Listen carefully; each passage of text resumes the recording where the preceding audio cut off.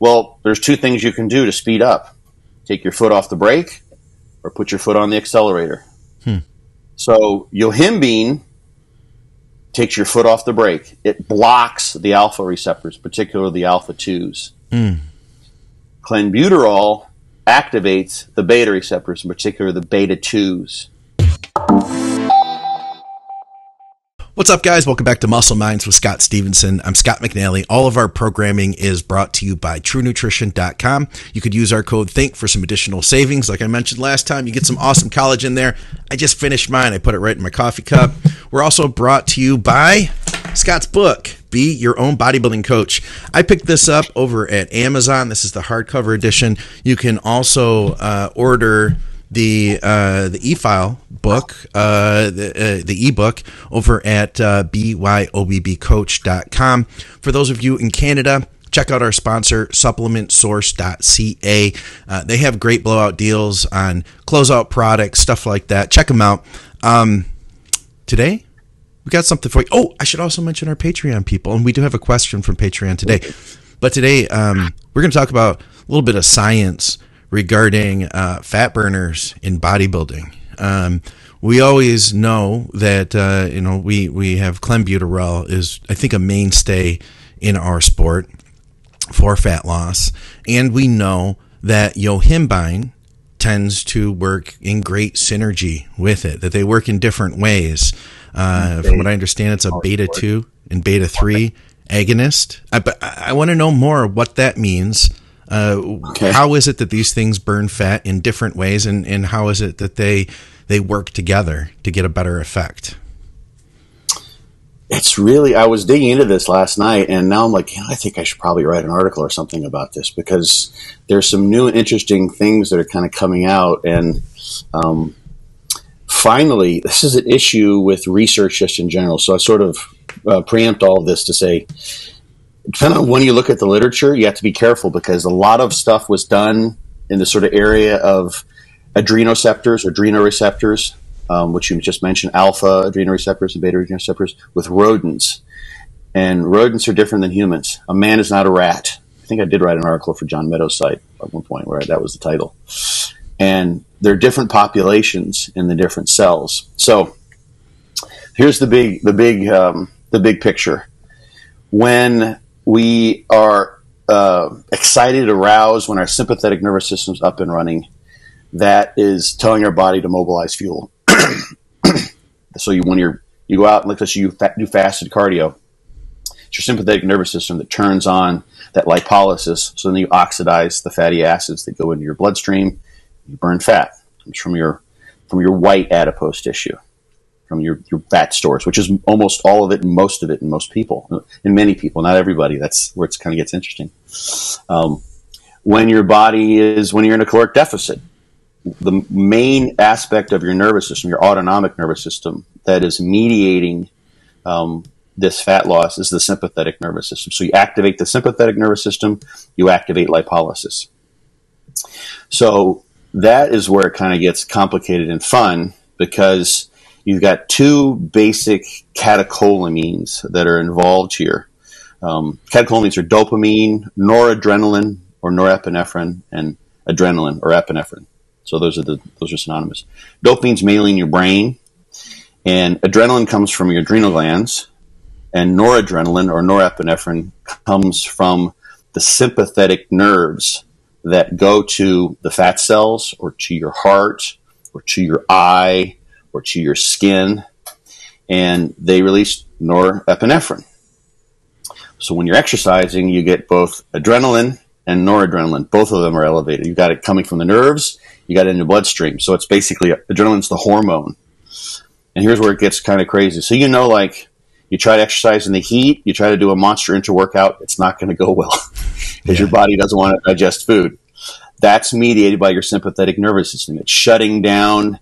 The parasympathetic is not active, so you're not able to digest things very well. And it's basically saying, okay, our number one priority is so we can have fuel around. One of those things is going to be glycogen, of course. So epinephrine stimulates glycogen use in muscle and in in the liver. So that's like if you're sprinting or lifting weights, that happens. But also it turns on lipolysis. So this is where the bodybuilding hack comes in, is that we want to use drugs, now we're doing the good stuff, drugs, that mimic these sympathetic nervous system actions, and they're called sympathomimetics, is kind of like the fancy word for them. So the way you're thinking, like, well, this is like the body's pretty complex because you got a lot of shit going on. Like, you want more blood flow to skin, but you don't want a lot of blood flow to your gut, because if all the blood's there, then it can't go to your skin. You want more blood flow to your muscle. But you only have noradrenaline. You have really just one sympathetic neurotransmitter, and then an adrenaline that's mediating all of this stuff. And the way that it is manipulated and controlled, more specifically, are by the populations of these receptors. So the signal is noradrenaline, let's say, or norepinephrine. I use those; they're synonymous, the same thing. But what it does to a fat cell versus a heart cell versus a muscle cell versus a skin cell versus a cell in the smooth muscle of your gastrointestinal, all depends on what of those adrenoreceptors you have on those cells. Okay. So, like, for some people, it's kind of like we got one type of music, and it's hard rock, and whether someone likes hard rock is going to be a matter of what receptors they have for hard rock. So one person might like hard rock, they're ready to rock and roll. The other person is hard rock, makes them want to go like scream and dance and be happy. Someone else might be like, I'm fucking irritated as hell by this hard rock. I hate this music. This is just screaming at us. So the different cells respond to that same signal because they have different receptor populations. So if we look at the fat cells, so narrowing things down, this is where it's like complicated and kind of cool. And this is where I was digging in last night a little bit. I was like, there's actually a lot more going on here, and a lot more that's unknown. I used to think, I'll kind of figure all this out. And from a practical standpoint, we have, but you've got two kinds of adrenoreceptors, alphas and betas. Makes sense. Start with the beginning of the Greek alphabet, alpha, beta, alpha, beta, gamma, delta, epsilon, zeta, blah, blah, blah. You just go through. So alphas and betas. And then there are some subtypes in there. There's alpha 1s, and there's alpha 2s, and there's beta 1s, beta 2s, and there's beta 3s. Actually, in the alpha 1s, there's alpha 1A and alpha 1B. Oh, God. And there's alpha 2, A, B, C, and D now I've seen. Okay. So this is what's sort of interesting. So it's when you're exploring shit, it's like, imagine like someone's kind of going out, like they're exploring the woods for the very first time. Like, ooh, like what's that tree? I've never seen that before. I'm going to call that like the Scotsanthem tree. Yeah. Okay. And so they name it that, and it's like, oh no, actually that's just a chrysanthemum that's got a genetic variant that makes it colored a little bit differently. So it's the same thing. So people name things kind of based on historical bases. Okay. And sometimes they fuck up.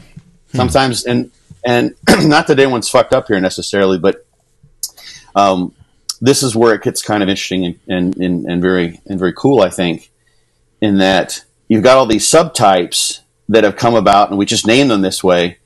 But among that, you've also got genetic variations. So people will have different genes for what you might call the beta or the alpha 2A versus alpha 2B. And that's important because one of the things you see studied the most is obesity. So people who are obese, there's all the things that are happening in their environment. The food that they eat obviously plays a role, but there's also stuff that's related to their set point. And some of that's a function of what genes they have for these receptors. So going back to the alphas, we'll break it down and make it simple. Basically, in the simplest way of looking at it, yeah, sure. When you activate an alpha receptor, alpha 1 or alpha 2, especially alpha 2s, that inhibits lipolysis. Really? So that's like a brake on lipolysis. So you think sympathetic nervous system is lipolysis, though that's not actually the case. But these cells, fat cells, the population of those adrenoreceptors can be varied, so they'll have a different response to norepinephrine. If you activate the beta receptors in general, this means lipolysis, and it can also mean uncoupling too in a different kind of fat cell. I'll cover that in a second. So, for instance, one thing that's been known for a long time now is that variations in those beta receptors, those are the ones when the sympathetic nervous system's on, norepinephrine does its job, and it's released from those sympathetic nerves that go to the fat cells, and then the norepinephrine binds to those beta receptors, and then the binding would tell the fat cells, okay, time to break down the fat, lipolysis, let's free this fat up so we can oxidize it and burn it and use fat as a fuel. If you're someone who doesn't have the best gene for that, your beta receptor doesn't work too well. You could call it even defective. So you have poor sensitivity. So that's the thing that is we're just trying to sort figuring out, is that you've got alpha 1s and all the various subtypes of the subtypes, and then you've got genetic variants. So this goes back to this old theme, is that you read like, okay, the alpha, this is what this drug does, this is what this drug does, it binds to this receptor, binds to that receptor, it's black and white, right? Nope, it's shades of gray. Yeah. Just like all the time. So some people, for instance, now this is like a more practical example, and I imagine this has something to do with these adrenoreceptors. You've probably had clients who've used something that you can buy in Canada at one of our show sponsors, I believe, Ephedrine, right? And then some people use clenbuterol, and some people use both. Some people get along really well with clenbuterol. Mm-hmm. Some people don't so much. Some people don't. They feel horrible on it. Yeah. I've had clients that can't even tolerate 10 micrograms. Like we'll start lower, and then if they can't handle that, we go even lower. And it's like 10 micrograms. Some people, very rare. But yeah, there's some people that just can't handle any at all. Yeah, right. So there's variations there. And some of that's psychological. It may be the interaction, if they get the elevated heart rate that changes your perception of like, okay, what's going on here? Yeah. That's a function of their beta, in part at least, their beta receptor and alpha receptor, their adrenoceptor populations on their cells. So when it comes down to it, we're going to talk about what the drugs do and how they can synergize. But for some people, it's not like, well, Scott said that this is a beta 2 agonist and that's really good for lipolysis, so we should use that. And it's like, no, you shouldn't if you feel like shit and you're so stressed that maybe your cortisol levels are sky high because you just don't tolerate it very well. Yeah. So here's the easiest way to look at these yohimbine and clenbuterol, which do synergize really well for many, many people, is so if you activate the alphas, that puts the brake on fat loss. If you activate the beta receptors, that puts the accelerator on lipolysis, fat loss. We're assuming you're in a caloric deficit, so you're actually going to lose fat. You can just turn on lipolysis, and if you don't oxidize the fat, it doesn't matter. You have to have the caloric deficit to make the whole thing happen. So you're driving along, and basically, if you've got norepinephrine activating both of those receptors, you've got a little bit of pressure on the brake, and you've got a little pressure on the accelerator. So your lipolysis is occurring at some speed. Well, there's two things you can do to speed up. Take your foot off the brake or put your foot on the accelerator. So yohimbine takes your foot off the brake. It blocks the alpha receptors, particularly the alpha 2s. Clenbuterol activates the beta receptors, in particular the beta 2s. And that's how those work together. So you've got a nice complement. It's like if you take, let's say you took 2 beta 2 active isoproterenol, which is a really powerful one, and clenbuterol, 2 beta 2 adrenoreceptor agonists. Well, it's like then it's like they do the same thing. You're kind of doubling up. But why, like, if you got your foot on the brake to some degree, why not take your foot off the brake so then when you're pushing on the accelerator, you can go faster that way? You don't have the brake resistance. So you remove the resistance to lipolysis by blocking the alpha 2s, and you activate lipolysis by turning on the beta 2s in this case. So other ingredients that do this, for instance, rauwolscine. Yeah. You know that one? Yeah, that's an alpha 2 adrenergic antagonist, just like yohimbine. that's something I've had clients, like some of them do well with yohimbine, and rauwolscine, not a chance. But sometimes it's the other way around. Yeah. I remember you. I first learned about that from you, also known as like alpha yohimbine, right? Yes. So I first learned about that from you, and I remember Dave Smith was talking about it. I believe that he had a difficult time processing regular yohimbine, which I found the same. If I take regular yohimbine, I have really bad reactions. Like I get the very strong side effects, very like cold and flu feeling, like clammy, feverish, chills, cold, chills, and it lasts like I'll take a small dose of that stuff, and it will last for hours and hours through the day. I don't get that same thing with alpha yohimbine. So there is this is something I'm doing a talk on actually next week for anyone German speakers who want to tune in. Check my Instagram. You can see I'm doing a why you don't look like a pro, but I'm doing it in German. Oh, neat. Yeah, it's gonna be cool. So one of the slides in there that is pretty sweet is that there are people that have a lack of 11-hydroxyhydrolase, which is the enzyme that breaks down yohimbine. Huh.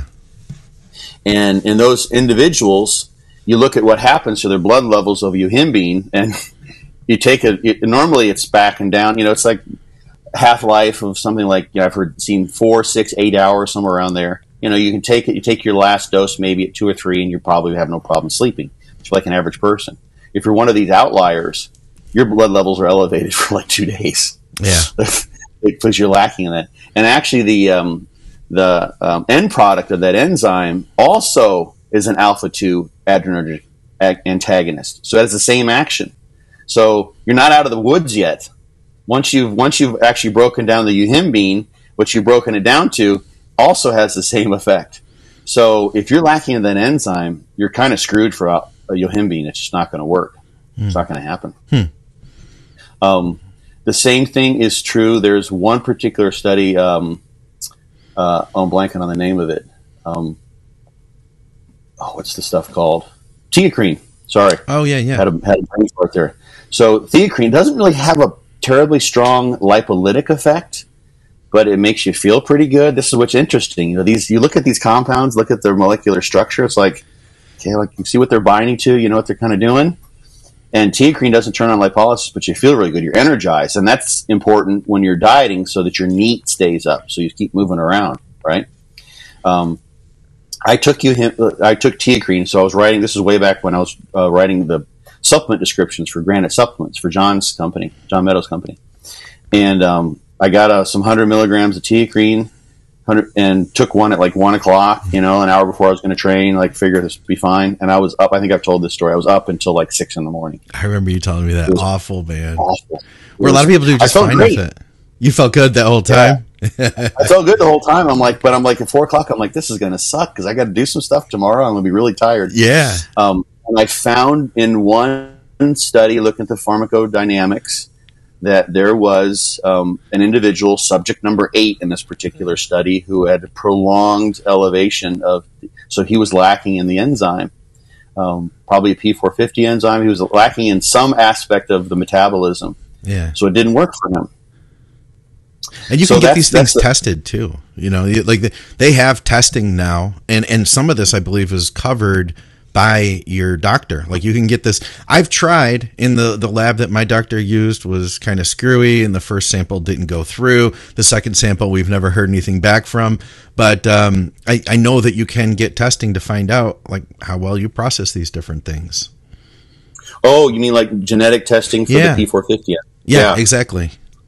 Yeah, and that's like the interesting thing is sometimes we don't even know exactly which P450 enzymes involved. This like it was understood that the same P450 enzyme that's involved with Teacrine is also involved with caffeine. Okay. But this individual with the Teacrine issue did not have a caffeine issue in this particular. And I don't have a caffeine issue. I just drank some coffee here. Caffeine, I metabolize that normally as far as I can tell. Yeah. It acts the way it's kind of supposed to. So you've got different options, yohimbine and rauwolscine. So if someone's and they have issue with that alpha hydroxyhydrolase enzyme when it comes to yohimbine, rauwolscine or alpha yohimbine might be an option for them. because you're going to able to use that to block the alpha 2 adrenoceptors. Okay. Can you restate then in just the simplest fashion possible? Because I feel like we're going in deep here, and I felt like I was getting an understanding of it, but now I'm feeling like I'm just buried in the science. Just to restate my initial question, what is different about Clen from Yohimbine, and why do they work so well together? If you were to restate it now in like the simplest way possible. Yohimbine takes the brake off of lipolysis, and clenbuterol pushes on the accelerator of lipolysis. So they complement themselves. If you're driving down the road, let's say you're driving with 2 feet, one on the brake and one on the accelerator. Yeah. If you add those together, it's like you're pulling off the brake and you're hitting on the accelerator at the same time, as opposed to just doing one at a time. I like it. That's good. Yeah. Yeah. But there's the point is that there's different ways to do have those effects. That's basically what you want. Obviously, you also want the activity. Yeah. So you can have a caloric deficit, and once you've got lipolysis in place, you want to have oxidation of those fatty acids, because that's what creates the fat loss. For instance, another interesting thing is that ephedrine, although it does bind to the beta 1 and the beta 2 receptors, its main action, I believe, by binding to an alpha. So this is where there's so many complexities here, but it's nice because it gives you options from a practical standpoint, as long as you just don't go ballistic and start dropping in huge amounts of some of these drugs without being very, very careful. You've got, if let's say my hand's a fat cell and my finger is the nerve, the sympathetic neuron that goes to that fat cell. So the norepinephrine is released here in the synapse between those. So imagine the water dripping off my finger. That's the norepinephrine, and it does its job on the fat cell and turns on lipolysis, which is generally going to do.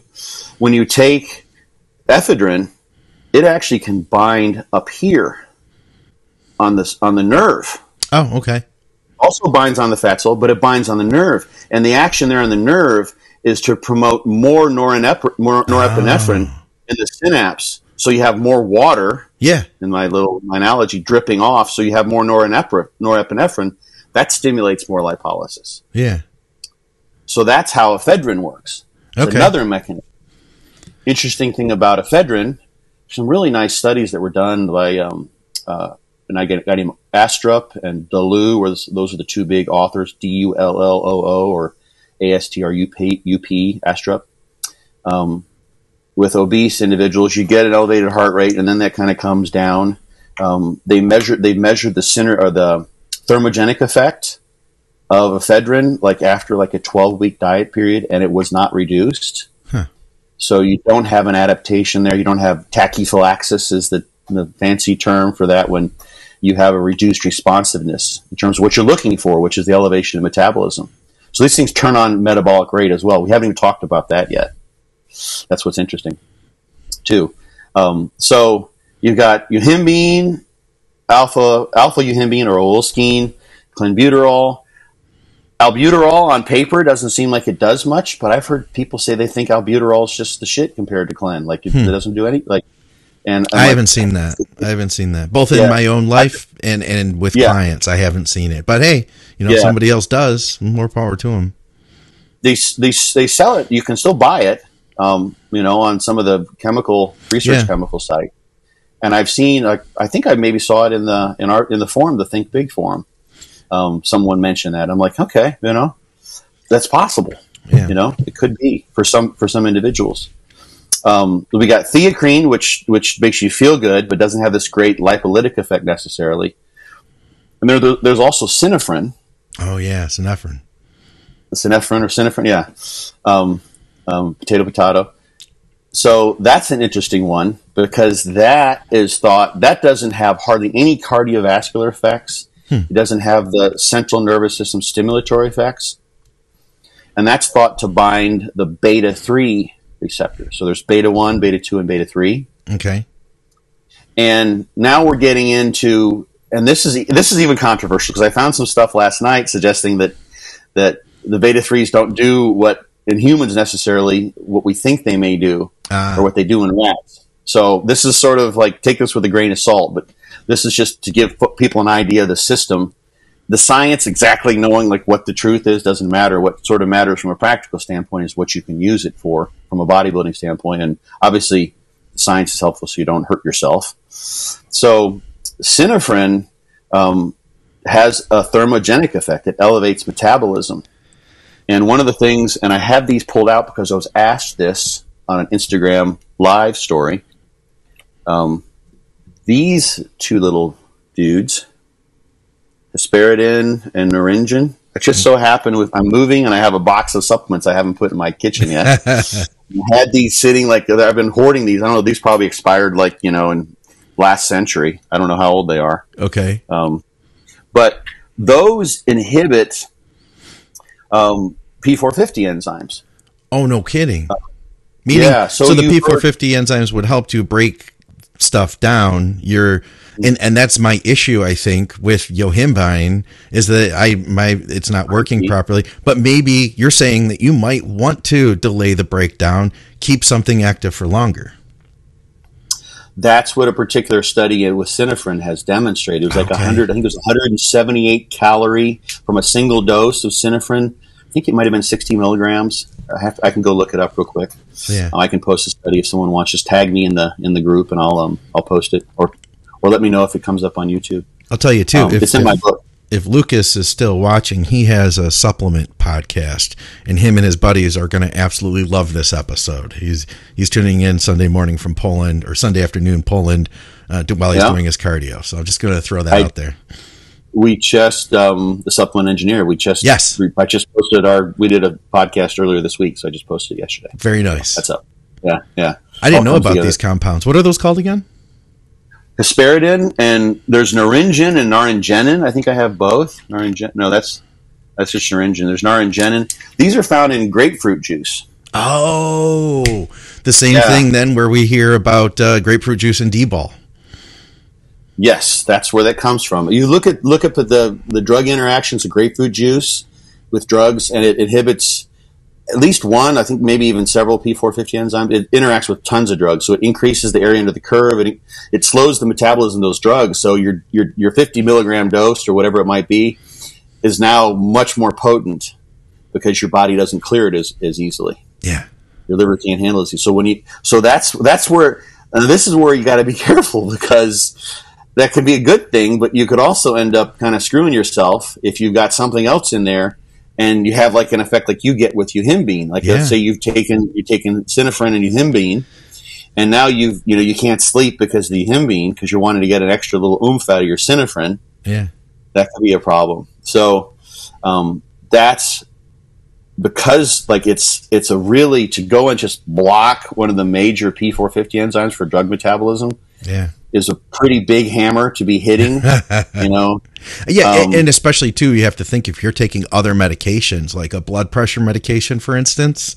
And I've had weird responses to a whole plethora of different pharmaceuticals that I've been prescribed. My doctor has told me, I don't know why you're having this response to Norvasc, that it just keeps building up and building up and building up in your bloodstream until you get these weird side effects from it.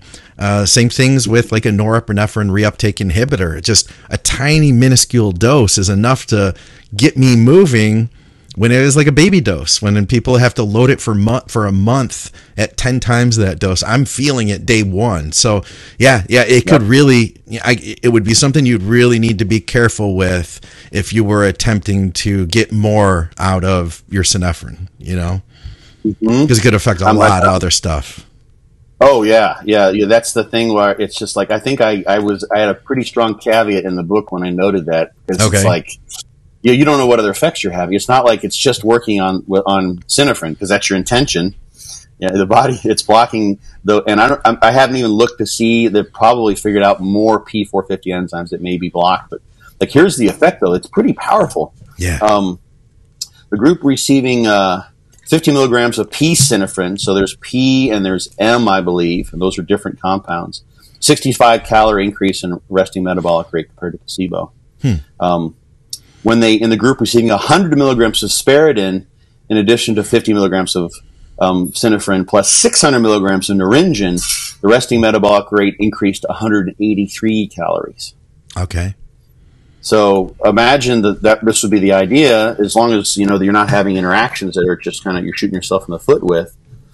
183 calories times 3 doses, assuming that is persistent. That's the thing we don't know. Is there tachyphylaxis there? Does all of a sudden you get that the first time, and maybe for a few days or a few weeks, which seems to be the case with clenbuterol, it loses its effectiveness pretty quickly. Then that's not so great. But if you can get, let's say, 150 calories, and you do 3 doses a day, and that's your average, that's 450 calories a day. That's your whole caloric deficit right there, keeping everything else the same. If you could do that, that's the thing. So we've got some pretty cool. There's lots of sympathomimetics. Those are all these drugs we talk about are sympathomimetics. The other interesting thing about synephrine is that it probably is interacting with this other type of fat cell that at one point in time years ago we thought humans didn't have. We just thought rodents had them. So there are white fat cells, and that's because they're pure white under a microscope. And there's also brown fat. You've heard probably brown fat thermogenesis. Is the phrase that rolls off people's tongues. So there's also beige fat, which is sort of an in-between. It's kind of a hybrid, and it can kind of go different directions.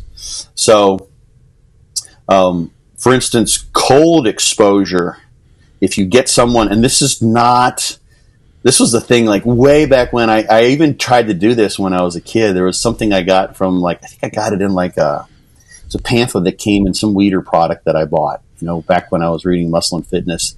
And it was suggesting you go and get in the ocean. So to where you get shivering thermogenesis. So you're just so cold. If you get really, really cold, your sympathetic nervous system turns on. And this happens in individuals, especially individuals who are lean, because they tend to have more of these fat cells, and activation of the adrenoreceptors on those brown or the beige fat cells, which are around the midline of the body and the neck, between the scapulae, along the spine. That turns on thermogenesis. And it was always thought that that's via the beta-3 receptors, but I found a study just earlier today that suggests the beta-1s may be involved too. Okay. So, as it turns out, one thing that differentiates obese people, just in the sort of cross-sectional studies, versus lean people, is that lean people tend to have this brown adipose tissue, or the beige. And that was the thing, is that people were probably, that's brown. I was like, well, no, there's actually kind of a different subtype. We haven't really differentiated this well enough, because the beige and the brown are a little bit different in terms of the size of the fat globules that are in them and the amount of mitochondria. Those beige and brown cells have lots of mitochondria in them, which means they can be highly oxidative.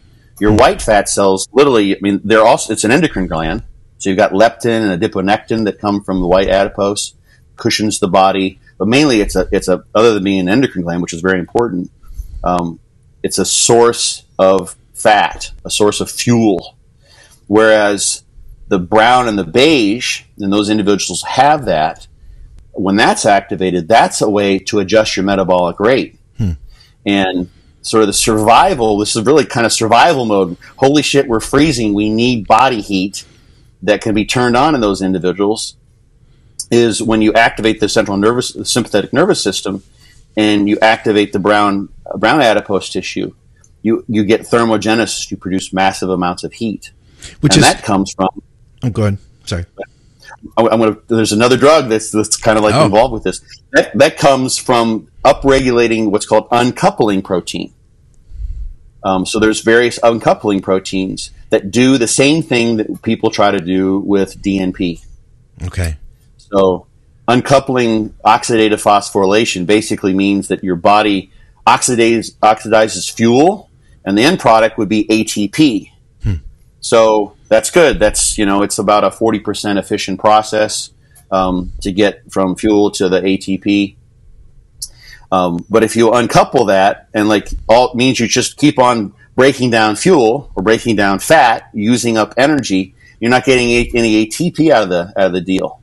DNP does that by getting into the mitochondria and literally letting the the energy potential that you worked all the way to build up by breaking down this fuel, it just sort of lets it loose. It's like putting a giant crack in a dam so the water can't flow through the turbines of the dam and produce energy. The water just flows out. It's like, oh shit, we have all this water dammed up. That's our potential energy we want to harness in the dam. And if we can't harness that, well, we don't get the energy. Can't create the electricity that you're trying to at the dam. That's what DNP does in those brown adipose cells, and the beige ones too. When that gets activated, which synephrine probably does, the beta 1s or the beta 3s, don't know. Who knows, could be the beta 2s too. It turns on an uncoupling process and creates a lot of heat. So that's another sort of strategy that comes from the synephrine, is you're targeting those other, probably to some degree. 183 calories is a lot. And white adipose cells, they don't have the mitochondria. I'm just sort of kind of ballparking this, but they don't have the mitochondria to do that. These people are just at rest. They're not like running around or doing anything. This is just sitting there watching their metabolic rate be elevated after a dose compared to a control period. So that's, and I have to go look and see what the duration of that is, but let's say it was 6 hours. So average person might oxidize just resting, let's say 100 calories during an hour. Okay. Right? So they would do 600 calories, and now they do 800 calories over that 6 hour period, or roughly 183 is roughly 200 calories. That's substantial. Yeah. I don't feel like that translates into the real world though, does it? People haven't been using synephrine, but people aren't also trying to couple it up with these this hesperidin and these other things. Yeah. It was only like 60, let me see, it was like 60 calories. Let's see, where's it at? 65 calorie increase in resting metabolic rate. Okay. So that's the thing. I don't know anyone who's taken that a long period of time to see, and added that in as a novel thing. Yeah. And that's the thing, tachyphylaxis. So maybe you get that on the first dose and then it's gone. Okay. The nice thing about ephedrine is you don't have that tachyphylactic effect. Yeah. And actually, one thing ephedrine does is it promotes the conversion of T4 to T3. Really? Yeah. So it helps with more active thyroid, at least in one study with obese women. Okay. It did that. Yeah. So interesting. Yeah. So that's kind of the story. We've got, you release the brake with yohimbine or alpha yohimbine rowolskine. You can turn on and step on the accelerator for fat loss with clenbuterol, maybe with albuterol. You can indirectly turn on the brake. It's kind of like, the backseat driver with ephedrine. It tells more norepinephrine to be released. And then you can, activate the catalytic converter with synephrine and turn on the other adipose cells, the brown and the beige, which is a whole other deal. So I'm not suggesting us to all right, let's do all of those. Right. You could really end up screwing yourself. Here's the thing with yohimbine is it's funny. Some people, when they take ephedrine, they're fine. And maybe yohimbine alone, they're okay. But when they take them both, it's a no-go. That's where they have the issues, yeah. I've known of people that have freaked out and gone to the ER. Really? That bad? I was never that bad, but you know what? I can't say that I've done much yohimbine on its own. It's usually the way that I've always worked is that we start with Clen, and then later, and it makes sense. Later, then we add the yohimbine in, and you explaining science behind it. It makes sense why we're initially getting a decent effect out of a really small amount of Clen. Like I'll start people at 20 micrograms, and then we may in 2 weeks go up, or we might add in a small amount of yohimbine and try to get more out of that same dose, because then I feel like we can stretch out another week of effectiveness out of that Clen, having added that yohimbine in before we jump it up. Because I feel like the longer we can get more out of lesser dose, the more we can down the road have room to go up. We don't paint ourselves into a corner. 8 weeks down the road, we're at 100 micrograms and we still have 10 weeks to get to the contest. Well, where are we going to go from there? Yeah. And the thing that's interesting too, and this is the other feature of this, so the ephedrine doesn't seem to, although you'll have a tachyphylactic effect, So a reduction in how your heart rate is elevated and the stimulatory effect that happens. From this one particular study, the thermogenic effect doesn't seem to go away. Okay. With Yohimbine, at least from I have to find this study, but at least the early studies didn't suggest that you have any down or up regulation in those alpha adrenoceptors. I could see that. So it's something you can take long term. But clenbuterol, especially from the rodent studies, is renowned for rapid beta-2 receptor downregulation. Yeah. But not in everybody in the same way. So some people, like, they can keep taking it and they feel it just the same. And other people, it's like, I felt like I didn't feel anything. I was taking 200 micrograms, you know, and it was nothing. And for that reason, like people, I don't have a formula. It's not like, you know, I usually tell people we may go up every couple of weeks, but it might be 3 weeks or 4 weeks, or it might be 10 days, you know, depending on how somebody's responding.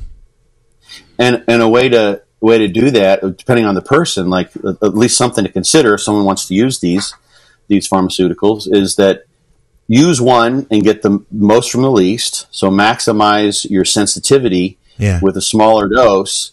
And then with that one stops working, then use something else. So you can do it. You can have a scenario, for instance, where you use alpha yohimbine or Yohimbine, and then go to Clen for 2 or 3 days, and then go back, or alternate between Ephedrine and Clen in a way that seems to work for you. But don't try to just take everything, because then you're probably going to end up, desensitizing yourself. And that's kind of the key, is to maintain the sensitivity as much as you possibly can by coming on and off the things, using them with some breaks.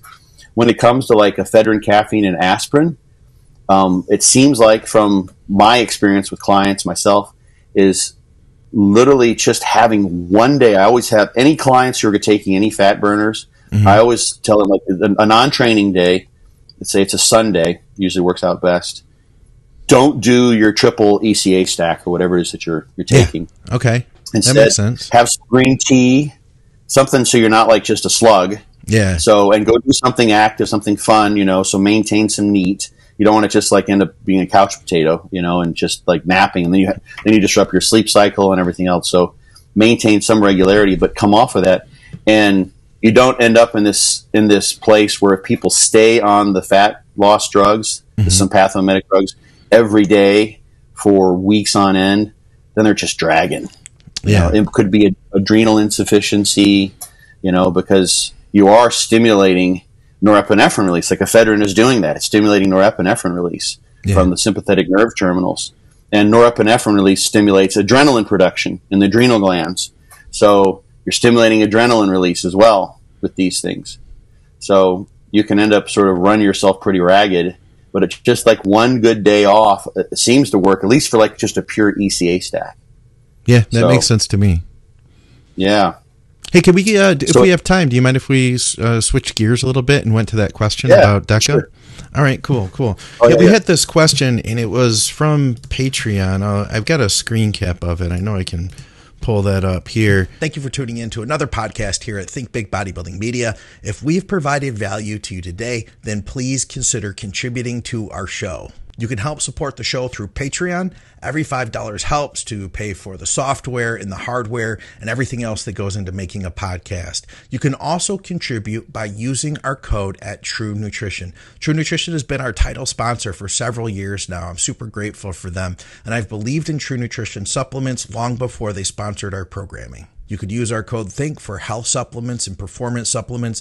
Feel free to hit me up if you have any questions. And if you're in Canada, check out supplementsource.ca. They have free shipping over $99, huge discounts on overstocked, short-dated, and label-changed products. Plus, they have all your normal supplements too. Thank you guys for listening to the commercial. I hope you're having a great day and that your bodybuilding is going well. Let's get back to the show. My TRT clinic is willing to add nandrolone to my protocol for, quote, joint pain relief. Will adding that compound potentially give me that benefit? Yeah, nandrolone's known for that. Like the people have been doing that for years. Yeah. That, for that purpose, And I'm going to look at this more as sort of a practitioner than a scientist, and I'll direct him to there's a I think it's free to read. It was online, I believe, an article, like a panel submission article on nandrolone that is in muscular development. So Rick, the steroid lawyer, Rick Collins. Rick Collins directed that. He kind of gathered that. I think he actually submitted his own portion too, but there's like Dr. Serrano's on there, Victor Black's on there, Victor Prisk is on there, a couple other people. I can't remember all the names. It's been a little while, but we sort of submitted our thoughts on basically this very same idea. And I mean, nandrolone is relatively benign. Like, there's worse things you could take as far as side effects and all that kind of stuff. But from a TRT perspective, from a medical perspective, my take on it was that it doesn't necessarily make sense to use it for that reason. And a lot of it's because of some of the cardiotoxic effects it can have. Testosterone is just, for multiple reasons, safer.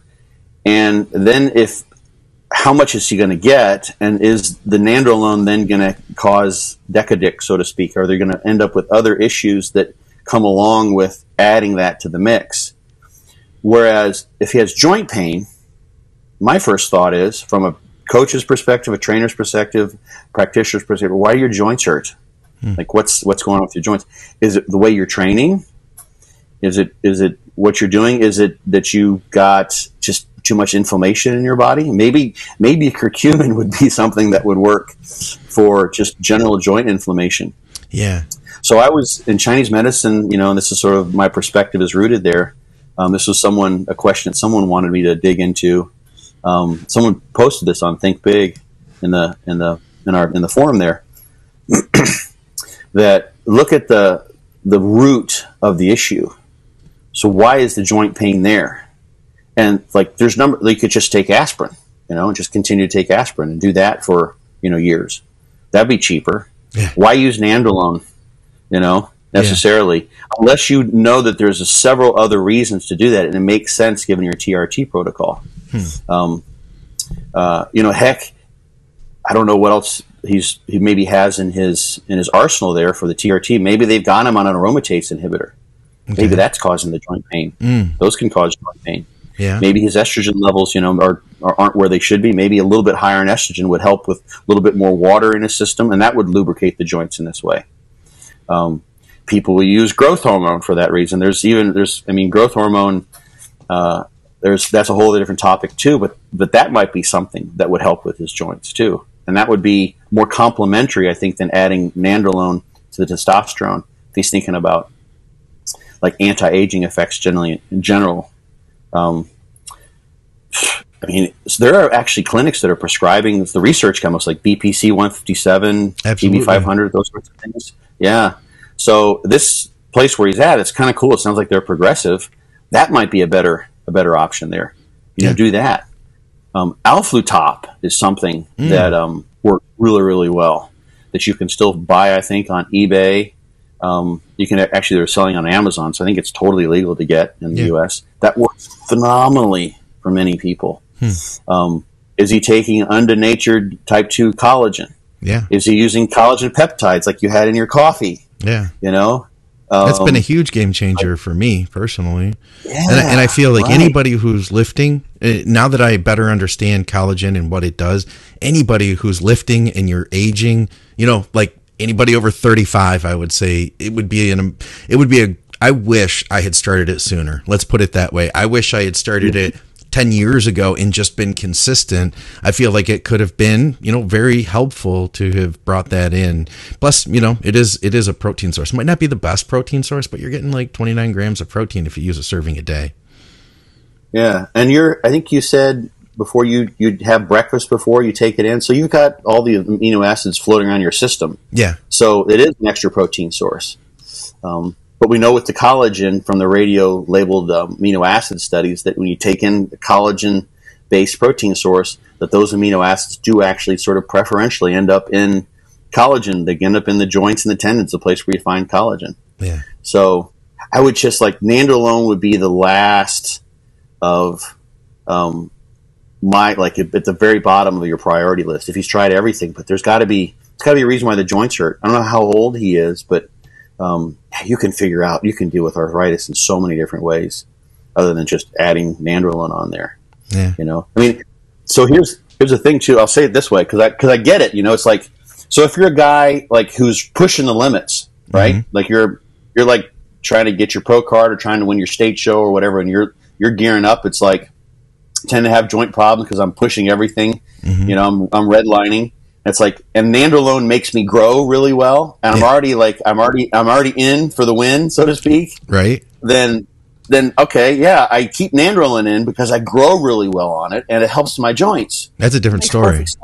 Yeah. Like it's a totally different story. So the thing is, and maybe like they don't, because they have to be careful. Like this is, now I think about this. So imagine you're running a clinic, like some clinics are run, where they prescribe things that, are on the high end, let's say, of what we considered traditional TRT. Right. And they're adding in things like nandrolone, which isn't traditionally added in by many physicians as TRT because you don't really have nandrolone is like it's found as a minor metabolite, but it's not an active hormone in the body. Although we call those hormones, no, it's a drug. It's a testosterone derived drug, like most of the steroids are. So they may have guys coming in who are like getting their TRT there, just so they can they can have bottles that are labeled as tests that they fill with the mix of stuff that they're using when they travel or what have you. Mm-hmm. So they want to be legal. That makes sense.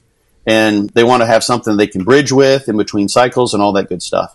So they come in, and those guys, they're not going to be able to, they can't say to those guys and with clear conscience, because it's a liability, to say, okay, so, well, yeah, we might as well we'll just prescribe you the full cycle. Let's get you on, 600 tests and 400 nandrolone. Right. But they want to accommodate those guys if they want the nandrolone. And, there's physicians do use nandrolone. That's why we wrote this article, because it's something that some physicians do employ. So he comes in, and they don't know, because he may look like, wow, this guy's, I don't know how big he is, who asked the question. Who was asked the question? Sorry. Frank Sullivan. Frank. I don't know how, but if someone comes in, they're not going to say, so, what else are you taking? If someone asks for nandrolone, they want to accommodate that person. So if he asks for nandrolone, they want to accommodate him. And they want to make sure if he's that person who's pushing the limits that, okay, they did that. They prescribed him the nandrolone. And so they can't necessarily fish those things out. It's like, well, actually for TRT, we can probably do you a better service, medically speaking. If you really want to stay just on a TRT level, you're not trying to go for broke, by working on the joint pain in this way, shape, or form. Yeah. And that's, to some degree, that's an issue with the hormone replacement clinics, because they specialize just in that, and they tend to sort of miss a bit of the holistic nature of things. I can see that. Yeah. Sort of, yeah. It's like you're here for your testosterone and not just lifestyle management and what have you. Some of them are. Some are like, okay, I tell you what, you got joint pain. Let's refer you to Dr. Stevenson or whatever, and he'll talk to you about that. He'll give you a holistic, traditional Chinese medical based approach, and talk about your exercise selection. Maybe there's a way we can treat your joint pain without having to up the toxicity load that would come with more androgens above which, if he adds nandrolone to a TRT protocol, especially if it's sort of on a high end one, mm-hmm. then he's maybe 3 or 4 times above in terms of total androgen input what his body would typically have. Absolutely. So, yeah. And we had a couple more here. Yeah. We had a couple more here. Yeah. Let's see. These are from the live feed. John had one. John Boxer. He says, a question I recently heard on another podcast about, we're still talking about nandrolone, I guess, about test and NPP cycle. They suggested taking low test, 150 milligrams, and running higher NPP, 300 plus milligrams. They seem to think that NPP is basically test, so no need to run test the same as NPP because you just increase the side effects. This was the first I had heard of this, and I was curious on your thoughts. I'm not sure about. We can't, of course, comment on the other podcast because it's still, no matter what, it's going to be a little out of context.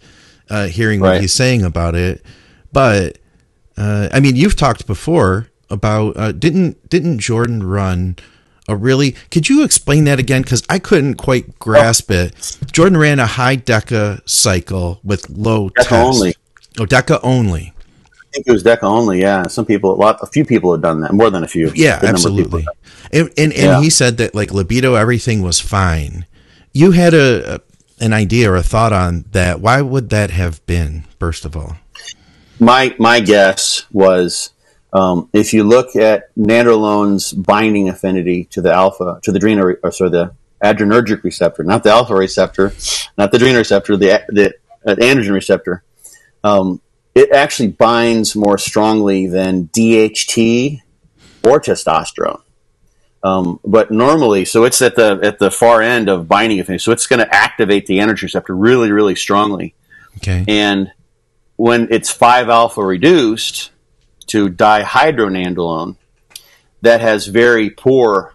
It doesn't activate the androgen receptor very, very strongly at all. Okay. So at a sort of a moderate or low dose, you're going to get a lot of 5-alpha reduction. Okay. And the nandrolone is never going to end up being around for very long. So it's not going to be binding to the androgen receptor because it's getting 5-alpha reduced to a less problematic compound. That's as far as right. like hair loss. But if you take in like 2,000 milligrams, then, I mean, if you can think of like 100 milligrams, being like a TRT or like an endogenous androgen level, now you're 20 times that. There's a possibility, this is where I was sort of, wild ass guessing it. Yeah. Possibility, now you're overloading the 5-alpha reductase enzyme, and it just doesn't upregulate, maybe in some people, or maybe in Jordan's case, or in those individuals where to the point where you have so much nandrolone around that you just have nandrolone, which is even more potentially anabolic as well as androgenic so it drives sex drive. So that's my guess as to why that would be. That's the thing, is like, you combine the two and you have the decadic possibility. Yeah. But if you just use nandrolone only, then maybe there's so much nandrolone at the receptor that wasn't maybe able to break down. So interesting. So you're telling me that during your standard, say 600 test, 400 Deca cycle, somebody experiences the quote unquote decadic, that's the dihydronandrolone, which is bound to the receptor, and it's not nearly as effective. Well, typically that would be people are treating that with they're trying to deal with prolactin or progestogenic effects, because the nandrolone's progestogenic. So that's probably where the decadic is coming from. But you're still going to get that with the nandrolone. Okay. The progestogenic effect, because nandrolone does that. But if you have so much nandrolone in there, now you've got an overwhelming activation of the androgen receptor. Right. Yeah. But right, if you've got the smaller amount of, yeah. Well, what's the dihydronandrolone doing? That's nothing. That's what you want. Like, that's good. Yeah. Okay. That's not going to cause hair loss and that kind of stuff. That's a good one. So Jordan doesn't have any hair issues at all. His hairline is like solid, so he doesn't have the genes for hair loss from androgenic alopecia or frontal balding or what have you. Okay. So yeah, if you have someone in that scenario, you've got the progestogenic effects and the potential effects on prolactin that are going to give you the decadic that you can get from nandrolone. And if you have test and nandrolone in the mix, and let's say your nandrolone's pretty high, depending on the person, some people don't get it. So it's a matter of how much of the enzyme they have and the relative sensitivity, like all the interplay of all these various factors that are there. Then they've got probably a progestogenic effect and a prolactin effect. Prolactin can be released when progestogenic compound comes in. That's potentially why the decadic is happening. Okay. But if you take all of the and I don't know even how well this is all just spitballing, but I don't even know how good of a substrate nandrolone is for that 5-alpha reductase enzyme compared to testosterone. Testosterone, when it's 5-alpha reduced to dihydrotestosterone, that's more androgenic. And when it happens in the prostate or the scalp, it's where you get, inflamed, enlarged prostate. That's where you get hair loss, and you get the androgenic effects. So that happens like in the level of the tissue. Okay. Yeah. But if that happens, that's why nandrolone is better for hair for many people. Or they like that, because if it gets 5-alpha reduced, then you get dihydronandrolone, which isn't androgenic. It's not an issue. And this is where people kind of get it. And I've mentioned this before, but it's still kind of confusing. I get why it is. So people are like, well, I want to take care of my hair, so I'll use nandrolone, and then I'll use finasteride or dutasteride, because that's good. Well, that's good for testosterone, because that prevents the testosterone to dihydrotestosterone. Dihydrotestosterone is going to hurt your hair. But if you take nandrolone and you block the 5-alpha reductase with finasteride or dutasteride, now you've got more nandrolone around, which is even more androgenic than DHT is. So for individuals who have that positive effect of just the nandrolone only, they're basically we're going all in on the nandrolone. Yeah. I think probably overwhelming the activity and the ability of the 5-alpha reductase to convert that to dihydronandrolone. So now they've just got lots of nandrolone having these strong anabolic and androgenic effects. So they get good growth and they get really good sex drive. Like some people are saying their sex drive is just crazy high. It's the opposite of Deca. Yeah, I've heard that too. Yeah. So that's sort of the reason why. And that's where if someone is playing that game, then they would figure out what works for them. Yeah. What ratios, how high can they go on the nandrolone and still get a positive anabolic effect, maybe a joint effect, and not get the Deca, and how much testosterone they have to have relative to that. Yeah. So interesting. Yeah, it is. I found a table on nandrolone that I put together, comparing testosterone and nandrolone. This is what I submitted for that article, and it looks at dyslipidemia, so poor lipids, effects on metabolic syndrome, strength and muscle mass, erectile dysfunction, and joint health. So nandrolone can be, there's some studies showing higher amounts can reduce your HDL. You've got the Deca erectile dysfunction issue. Generally testosterone is going to help there. Both can be anabolic. Both can improve joint health. So if you kind of compare these major health outcomes of testosterone and nandrolone in terms of lipid profile, metabolic syndrome, muscle mass, erectile dysfunction, and joint health, nandrolone isn't any better in terms of any of those necessarily than testosterone, except maybe the joint health for some people. But testosterone, if you go from a hypogonadal position to being eugonadal, it's going to help with joint health too. So, yeah, folks can read that. Looking at there's people have used vitamin E and a black seed extract to sort of as antioxidants to kind of combat the reactive oxygen species, the free radical effects of nandrolone. That's one of the issues with nandrolone is it seems to have these negative effects on the heart, the cardiotoxic effect. Yeah. So if it throws off your lipid profile and it has a cardiotoxic effect, that's not necessarily a good thing for the long haul. So yeah, that makes sense. Yeah, that article is really cool. It's all those tons of great input from all those guys. I see we had a couple other things. Liam Hunter, who, by the way, Liam, I just messaged you back. He just joined Patreon yesterday. So I wanted to say thank you to you. And I messaged you on Patreon. Feel free to get back to me. One of the questions I had is where he was from. And he did mention that he is from Yorkshire, as I think it's technically pronounced. He says, afternoon from hot as balls, Yorkshire. I heard that they're having a heat wave over there, and I just missed it. Like, it was so beautiful, Scott. It was like I saw 65 degrees, rolling clouds, occasional sun. It didn't start raining until the day I left, which Dave told me this was crazy. Like, yeah, Dave told me like it was raining and gray, just like this impenetrable gray. He's like, this is how it usually is.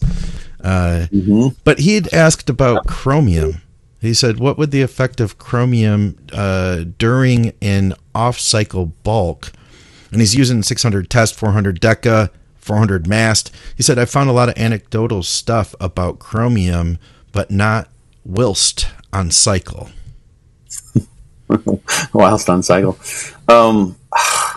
It's probably a drop in the bucket. Some people, chromium's an interesting one because I'd always tell the story about the study that never got published that a master's degree student did. It was at the University of Texas while I was there, and they gave chromium to obese women. Okay. And the chromium group, once they finally broke the double-blind placebo code, and the chromium group they gained body fat. Holy shit! Really? They got better. Well, yeah, it probably helped with the insulin sensitivity. They went on a diet. They just gave them chromium. Okay. Yeah, so it may have helped with insulin sensitivity, but it helped them with the fat cells. Wow. Right? It wasn't good. So that didn't get published.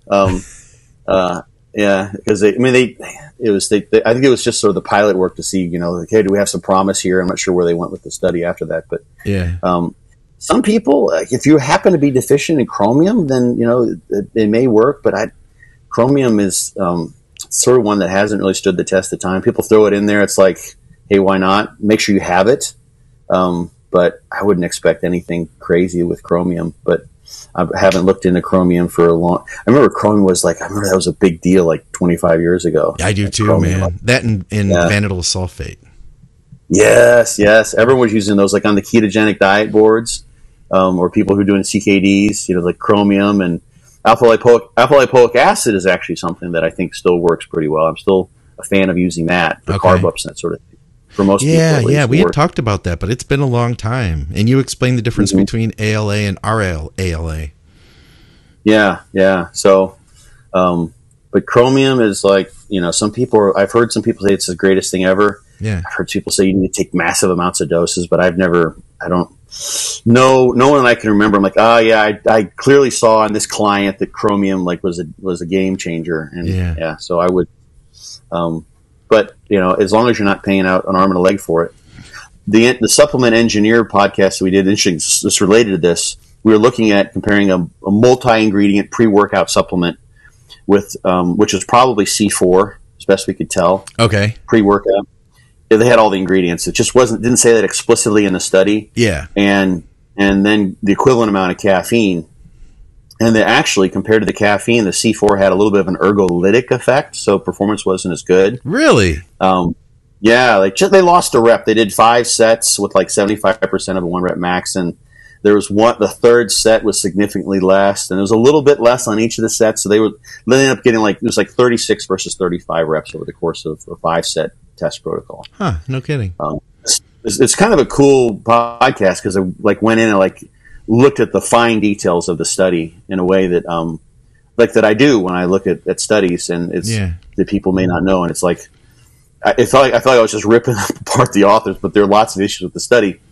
But they did do something cool. Like a second part of their sort of analysis they added in was, okay, taking their results, caffeine seems to be, if you assume that caffeine is the active ingredient, given that the multi-ingredient with beta-alanine, what else do they have in there? Citrulline, right? A couple other things, taurine.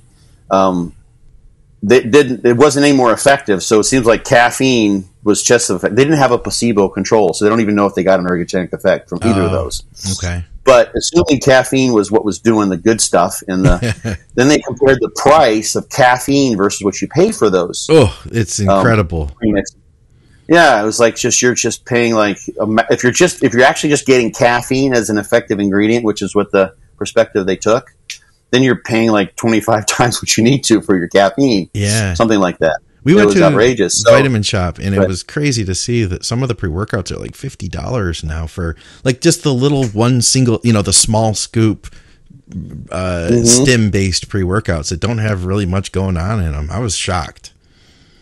Yeah, I think some of that too is you look at something, it's like, well, what's the most expensive car? Like that one, it must be the best. Yeah. You know, like, and what has the kitchen sink list of ingredients? Like that kind of attracts you. Like, so that's the thing. That's why I brought this up. Exactly that reason is like, so I look at all this stuff, and if you go, so you have subclinical doses, like how much is in there? Right. So would you be better off? This is I'm back in my soapbox here, but if you're going to take beta alanine, it's better to buy beta. If beta alanine seems to work for you, and you need X number of grams in order to load up 6 to 8 grams or what have you. Why not buy beta alanine from True Nutrition, for instance, and caffeine from True Nutrition, and save yourself 80%, right? As opposed to going to GNC and buying something with other ingredients that really don't help necessarily, or that you could just buy for cheaper. And then you've got the kitchen full of bags and powders and stuff, and it looks like you're a drug dealer, brewing meth at home, but you save yourself a lot of money, and then what works, right? So if it comes to like Chromium, and it's like, I got something it was on sale, like they marked it down 80% off. I just bought it. It's like, I bought this because it was a good tasting caffeine source and it had some Chromium in it. Right. Great. Take it. But it wouldn't be like, you know what? This one's got Chromium and this one doesn't. This one's $80 and this one's $40. I definitely want the Chromium. Right. Like, nah, I wouldn't go that way. So yeah, you think of how much bang you're getting for your buck with those ingredients. I'll have to grab that link then from the Supplement Engineer podcast with Lucas and Robert. They're smart guys, and they definitely know what they're talking about. I want to check that out myself, and I will post it in the description for this podcast. A little late in the show to be telling you guys that, but it's there. Anybody who's still hanging with us at the end, you're welcome to go check that out, see what you think. Yeah, they'll see it. Probably they'll read through that when they're looking at the timestamps. Yes, that's true. Check it out. That is true. So, all right. Yeah, what else we got? Anything good? That was it. That was, I think. Popped in. Oh, Casey something there. Casey Rita's here. I didn't see Casey comment. No, I don't see Casey's comment. GH. Oh, maybe you're looking at the post from the previous show. Oh, I see. Okay. I'm looking at the live feed here. My bad. Yeah. I had responded. My live feed cut out. Okay. I had responded to him on that. He had asked about how beneficial is GH for muscle growth. You could probably see my response there. I said I was speaking on your behalf, but we had talked about that a bunch of times, that, for some people, you had said that they're going to have some people, they may have a game-changing effect, but if you've taken growth hormone and you haven't seen a game-changing effect from it, there's a good chance that you're not going to be that guy. Like Andrew, Andrew Barry says that he loves growth. Like that to him, it has been a game changer, and that when he runs it up higher, he gets better effect. I've heard other people, I don't know if it's been said publicly, so I don't want to say names, but I know other like really good, high level, Olympian level pros who have said, at least off the air, that they'd rather take 10 units and then keep the anabolics like under a gram, and they do great with it. We're talking like best in the world guys. Oh yeah. There's some people who it is a game changer. It's just ridiculous how well it works. The interesting things, no problem, Lucas. The interesting things. Oh, by the way, I posted it on Instagram. I think you probably heard that. I couldn't tag those guys. I couldn't find their Instagram handles. But I don't think that Robert does social media at all. Okay, maybe why that would make sense. But the thing that seems to happen is if you're a growth hormone responder, let's just kind of use that term. Yeah, growth hormone we talked about last time, strongly turns on connective tissue protein synthesis, collagen protein synthesis. So people use it for joints too. Yeah. So to help repair the joints. It helps for some people, but that's the thing. I've noticed in people who have said that, like this is over like 20 years of kind of paying attention, looking at patterns. You're also going to get those, like when the connective tissue grows and you get a nose growth, for instance, people's hands will grow, feet will grow. They have to wear bigger shoes, like people going from a size 10 to a size 12 or size 13 in a matter of like 4 or 5 years. Ears, yes. Some people, I've noticed a couple guys even get pointed ears. Yes. They get like Vulcan elf style ears. It's really kind of interesting. And I've gone back, I'm like, they didn't have those ears 10 years ago. They have those ears now. Yeah. This isn't like, it's just really fascinating. So it's almost like you do have that, like, as a, change in your facial features, your bone and your cartilage structure is going to come along with that. Also, you get that tremendous fat loss effect, and probably a protein synthetic. Some guys feel like they grow on growth hormone. They get more muscle mass on it. Yeah. And then you have guys that have that opposite. Dave Crossland invested a huge ton of money into farm grade growth, 27 units a day. And he said that when he was done with that, he was like, I don't feel like it really made any difference. He feels that way about growth and insulin. He was one of the first people that I know who has said he feels like insulin doesn't pan out, that you get a lot of bulk from it, but then when you come off of it, it's not necessarily worth what you don't end up with what you think you're getting, I guess, is what his take was, at least from personal experience. Yeah. And I could see that. I don't know. Somebody was recently telling me about a coach with a super high insulin protocol, and that guys look like they're getting 50 pounds of muscle in the off season, and then when they actually hit the stage, they're like 1 pound heavier. Interesting. Yeah. With Dave, like, how many calories was he putting down when he was, the 400-pound mark? Dude, it was like 10 ounces of meat with 2 cups of rice every hour he was awake. That's just crazy. So, like, you've got so much insulin, already. Yeah.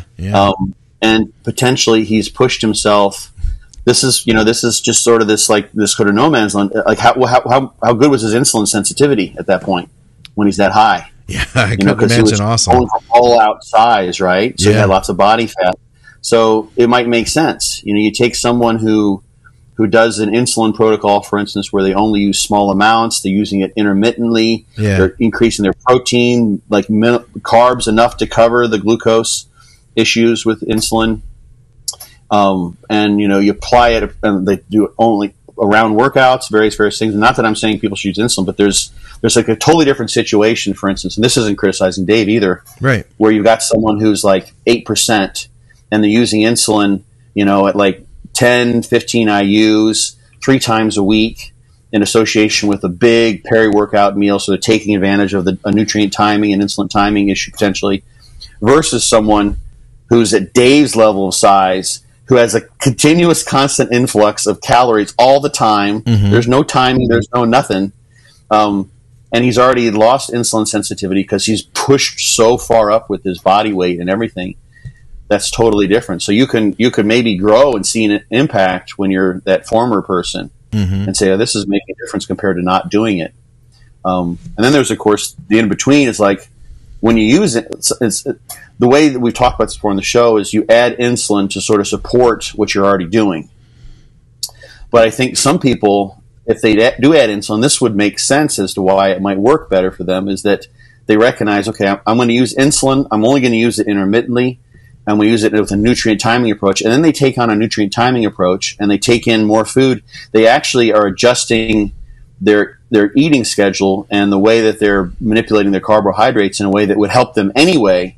And then they got insulin sensitive, sort of synergizing with that new approach. Yeah. So now they've changed. It's not just the insulin that's changed. It's the way they're eating and the way they're matching their caloric turnover and their needs with their training stimulus.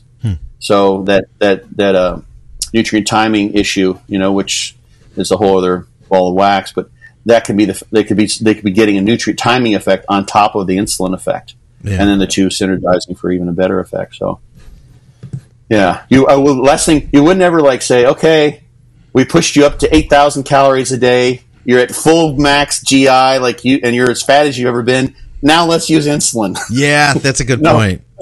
Yeah, you would never do that. And Dave might have been like kind of, approaching that sort of place. Like, it's no wonder it wouldn't work. That's a good point. So, well, listen, let's wrap this thing up, man. It's great to catch back up. The last episode just came out, but we actually recorded it like before I even had left for England. So it's been a couple of few weeks now. Guys, if you want to take part in the next show, comment with questions. We might be able to get to them. Well, if you have a good topic, something that would be worth digging into, I would ask you to post it, and Scott and I will get back together here and we'll knock out another one. How's everything going for you, man? How's training and all that? Good. I've been training in the barn. We talked about, got some dog. Talked about this on the Supplement Engineer podcast. I got some dog issues, kind of keep me close to home. Medication schedules that I have to stick on. So I've been training in the barn. Actually, we talked about this on the Supplement Engineer podcast, but it's so fucking hot in there. It's just fucking awesome. Oh, you love it? It's like crazy. Oh, I mean, it's just like. I have to be careful because it just wipes me out so bad. Like it's like, now I need to take a nap. And it's like, I normally I can't nap. It's like, now I'm going to nap. I actually fall asleep, but it's just brutal because there's no airflow in there. I don't have any fans. I had 2 fans I brought from my previous place and both were broken. Note to self, when I come to visit Scott, I will bring the guns, number 1, because you have plenty of yard to shoot in. Yep. Number 2, I'm going to bring my own air conditioning unit for your gym. We'll get it all sealed up, get your HVAC going before I get my first workout in with you. I have one out there. The gym's too big, though, man. You need like a whole bunch of them, and it's kind of it was a barn, so they had horses in there years ago. Yeah. But there's just no, like, I guess I could open, there's another door I could open, but where I've got everything set up, there's just not going to be great airflow. And it's just like, literally, like yesterday, there was not a dry spot on any of my clothes. I bet. I know that feeling, man. Out on my porch. South Florida, in the Everglades, basically now. Yeah. This is country living. Here's what I do. I train when I get done, and I don't even let the dogs out because Blitzy will come out. And she'll come and sit in the gym, and she'll be like, yeah, just panting like she's about to die. So I literally came out. I'm like, okay, I'm done training. I just take all my clothes off on my porch, and hang because no one can see me. Like I'm in the there's totally no one around, and I just hang them on something. Yeah. I got hanging on my barbecue grill, and like on the side of a trash can because I don't. If I walk inside, I'm just gonna sweat all over the floor. Oh my god! I wring them out first. So that's like my dream home then, almost, minus the humidity, because I had always said, like, for my whole life, I was like, I want the kind of house where you could step out your back porch and shoot your guns naked, and nobody would have anything to say. I feel like you've got my dream home, minus the humidity now. Not that I would really want to do that, just to know I could tells me, like, yeah, that's the privacy I'm looking for, that level. It's cool. Yeah. I mean, if I were a hunter, like I could probably get like maybe a BB gun with a nice scope on it, and I could just shoot rabbits from my porch and just have a rabbit. Yeah.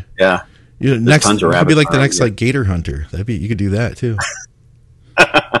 All right. Well, I appreciate you taking the time, Scott, for coming on to hang out with us with Muscle Minds. Guys, once again, as I mentioned at the beginning of the show, check out Scott's book.